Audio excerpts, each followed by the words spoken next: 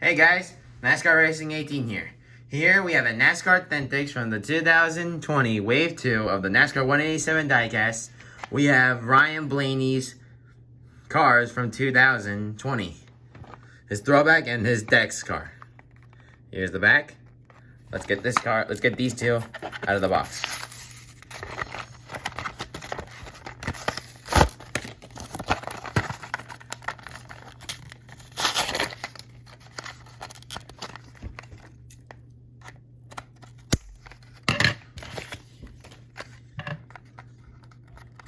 So, this is gonna take a while. Sorry about that. Obviously, these packages are really a bit difficult to open up, in which we finally got it. So, first up, we're gonna do Ryan Blaney's Dex car. I'm just gonna clear that out of the way. So here is his Dex car. So Ryan Blaney has the basic red color and the simple Penske, stripe as well that most of their sponsors have is usually this kind as well. Usually it just has a similar design to Logano's or some of Keselowski's designs, which Keselowski does not use this kind of pattern anymore on his paint schemes as well.